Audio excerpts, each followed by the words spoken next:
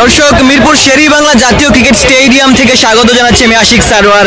দেখতেই পাচ্ছেন ভাঙচুর চলেছে মিরপুর জাতীয় ক্রিকেট স্টেডিয়ামের মেইন গেট প্রাঙ্গণে এবং এই মুহূর্তে পাল্টা ধাওয়া চলছে স্টেডিয়াম প্রাঙ্গণে।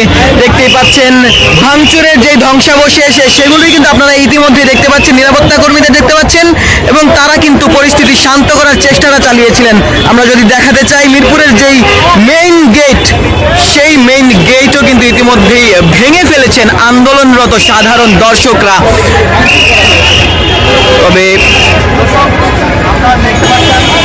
তবে যারা ভাঙচুর করেছেন তাদেরকে কিন্তু প্রতিহত করার চেষ্টা করেছিলেন নিরাপত্তা কর্মীরা এবং সেই সাথে আমরা দেখতে পেয়েছি যারা স্বেচ্ছাসেবী রয়েছেন তারাও কিন্তু এই মুহূর্তে হাতে লাঠি সাঠি নিয়ে দাঁড়িয়ে রয়েছেন। তারাও কিন্তু আসলে আন্দোলনকারীদের প্রতিহত করার চেষ্টা করছেন। আপনারা দেখতেই পাচ্ছেন অনেকের হাতে লাঠি, নিরাপত্তা কর্মীদের হাতে লাঠি এবং এই মুহূর্তে পরিস্থিতি কিন্তু ঘোলাটে। মিরপুর স্টেডিয়াম প্রাঙ্গণ আমরা যদি আরো একটু কাছ থেকে দেখাতে চাই,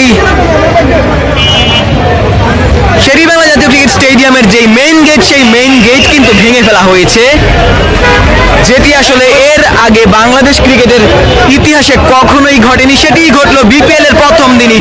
কিছুক্ষণ পরই আসলে ম্যাচ শুরু হতে যাচ্ছে, বরিশালের ম্যাচ, এবং দেখতে পাচ্ছেন ধাওয়া পাল্টা ধাওয়া।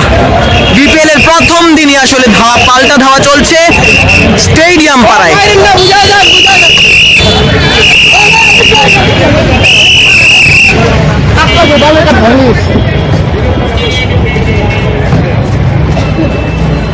দর্শক, ভাঙচুর চলেছে এবং সেই ধ্বংসযজ্ঞ আপনারা দেখতে পাচ্ছেন মিরপুর শের-ই-বাংলা জাতীয় ক্রিকেট স্টেডিয়ামে, যেটি আসলে কখনোই ঘটেনি। যেমনটা আগেও বলছিলাম, সেটাই কিন্তু ঘটছে আজকের দিনে বিপিএল এর ওপেনিং ম্যাচ ডেতে।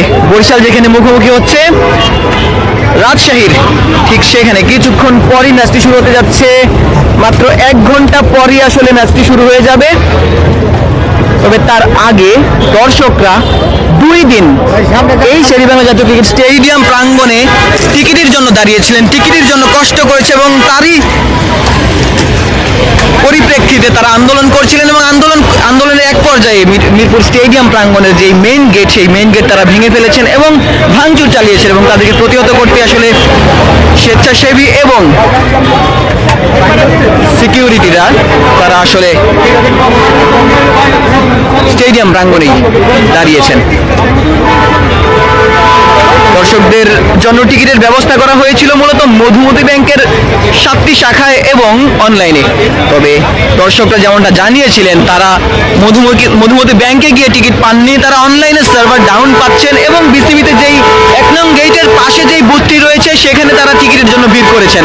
তবে গতকাল রাতে বিসিবি থেকে জানিয়ে দেওয়া হয়েছিল টিকিট কিন্তু দেয়া হবে না, টিকিট কিন্তু বুথ থেকে দেয়াই হবে না। তারা মধুমতি ব্যাংকে যাওয়ার জন্য পরামর্শ দিয়েছিলেন। তবে দর্শকরা সেখানে গিয়েছিলেন 2 দিন টানা টিকিটের জন্য আসলে তারা চেষ্টা করেছেন, না পেয়েই মূলত বিসিবি প্রাঙ্গণে আন্দোলন করেছেন এবং আন্দোলনের পরিপ্রেক্ষিতে বিসিবির গেট ভেঙে ফেলেছেন, ভাঙচুর চালিয়েছেন এবং এই মুহূর্তে ধাওয়া পাল্টা ধাওয়ারও মুখোমুখি হয়েছেন। তবে স্বেচ্ছাসেবী যারা রয়েছেন তারা কিন্তু আসলে এই মুহূর্তে লাঠি সোটা হাতে নিয়ে অপেক্ষা করছেন। কোনো ধরনের অনাকাঙ্ক্ষিত ঘটনা এড়াতে তারা আসলে এই জায়গাটায় অবস্থান করছেন।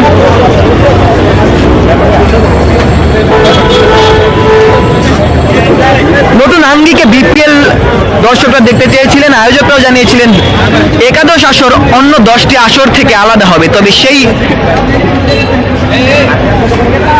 ভিন্ন আঙ্গিকের বিপিএল কিন্তু দর্শকরা দেখতে পাচ্ছেন না। টিকিটের জন্য যেই দুরবস্থা, টিকিটের যেই দুরবস্থা ইনফ্যাক্ট সেটি কিন্তু বিগত আসরগুলোর মতো এবারও রয়েছে। বরং বিগত আসরগুলোতে দর্শকরা তুলনামূলক সহজভাবে আসলে তারা টিকিটটা পেয়ে থাকতেন। তবে এবার কিন্তু তারা তেমনটি পাচ্ছেন না। টিকিট ব্যবস্থাপনায় আরো বেশি সতর্ক হওয়ার আহ্বান জানিয়েছিলেন দর্শকরা।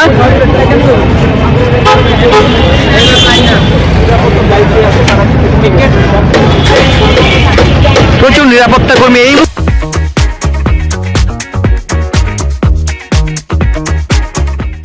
মুহূর্তে স্টেডিয়াম প্রাঙ্গণে অবস্থান করছে। নিরাপত্তা ব্যবস্থা আসলে জোরদার করা হয়েছে, তবে যা ঘটার তা কিন্তু ঘটেই গিয়েছে। মিরপুর স্টেডিয়াম প্রাঙ্গণে যে মেইন গেট, সেই মেইন গেট ভেঙে ফেলা হয়েছে, যেটি আসলে বাংলাদেশ ক্রিকেটের ইতিহাসে কখনোই ঘটেনি। নতুন ক্রিকেট বোর্ড, নতুন সরকারের আমলে নতুন বিপিএল এবং নতুন আঙ্গিকের যে বিপিএল, সেই বিপিএল এ দর্শকরা সুন্দরভাবে আসলে বিপিএল উপভোগ করবেন এমনটাই হয়তো তারা চেয়েছিলেন। তবে টিকিট না পেয়ে তারা মূলত আন্দোলনটা করেছেন এবং আন্দোলনের এক পর্যায়ে আসলে তারা ভাঙচুর চালিয়েছেন। টিকিট না পাওয়ার হতাশায় তারা আসলে ধ্বংসযজ্ঞে অংশ নিয়েছিলেন। এই মুহূর্তে থমথমে পরিবেশ, তবে বিশৃঙ্খল পরিস্থিতি এড়াতে আসলে নিরাপত্তা কর্মীরা অবস্থান নিয়েছেন। কিছুক্ষণ পরপরই আসলে পাল্টা ধাওয়া চলছে। কেউ যদি জড়ো হওয়ার চেষ্টা করে থাকেন, টিকিটের জন্য যদি অবস্থান নেন, তবে নিরাপত্তা কর্মী এবং স্বেচ্ছাসেবীরা কিন্তু তাদেরকে প্রতিহত করছেন।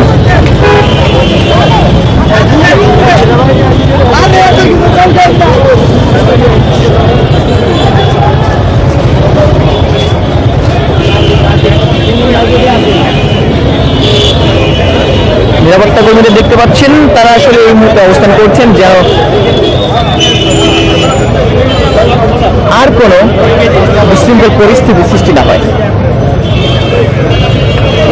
জাতীয় ক্রিকেট স্টেডিয়াম কিছুক্ষণ পরে হলে যেখানে ম্যাচ শুরু হতে যাচ্ছে, ফরচুন বরিশাল যারা ডিফেন্ডিং চ্যাম্পিয়ন তাদের মুখোমুখি হবে এবারে আসলে নতুন করে নাম লেখানো দুর্বার রাজশাহী।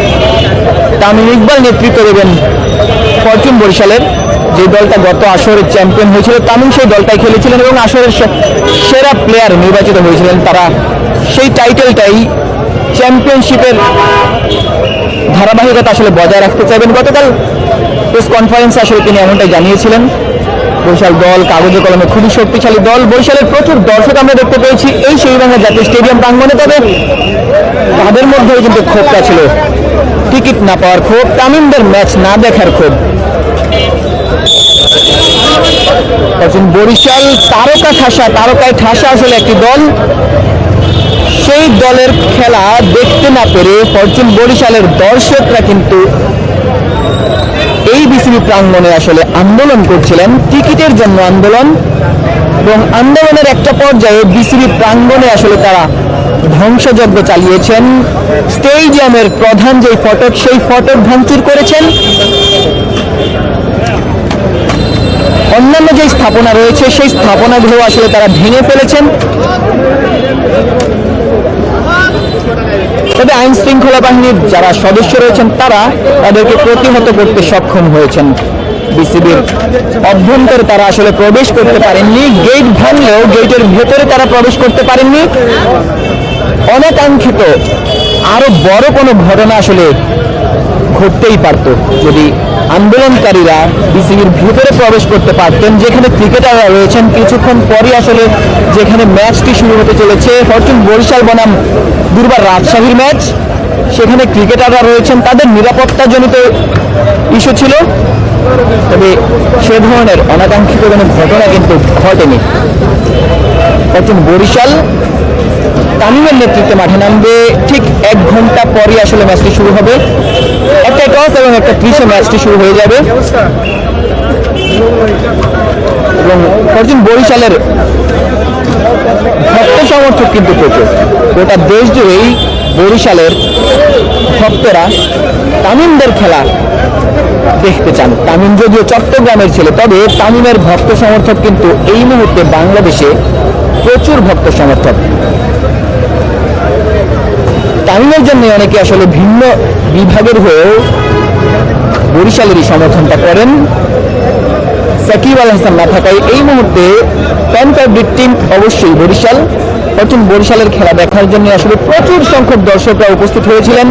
তবে ধারণ ক্ষমতা কিন্তু আমাদের এই শেরেবাংলা জাতীয় ক্রিকেট স্টেডিয়ামের 25,000। আয়োজকরা বলছেন, কিংবা টিকিট বিপণনের কাজে যারা জড়িত রয়েছেন তারা বলছেন টিকিট শেষ হয়ে গিয়েছে।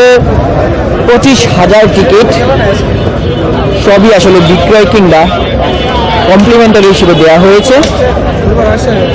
এবং দর্শকদের যেই চাপ, সেই চাপ সামাল দিতে কিন্তু বিসিবির হিমশিম খেতে হচ্ছে, নিরাপত্তা সদস্যদের হিমশিম খেতে হচ্ছে। এই মুহূর্তে থমথমে পরিবেশ মিরপুর শেরেবাংলা জাতীয় ক্রিকেট স্টেডিয়াম প্রাঙ্গণে।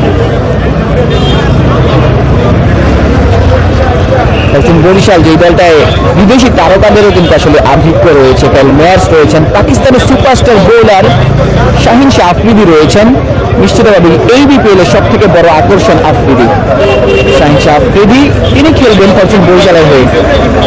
তার শ্বশুর শাহিদ আফ্রিদি, যিনি একটা সময় বিশ্ব ক্রিকেটের সব থেকে বড় এন্টারটেইনার ছিলেন, তিনিও কিন্তু এই বিপিএল এ অংশ নেবেন। তবে তিনি ক্রিকেটার হিসেবে নন, তিনি মেন্টর হিসেবে থাকবেন। তিনি চট্টগ্রামের দলটার মেন্টর।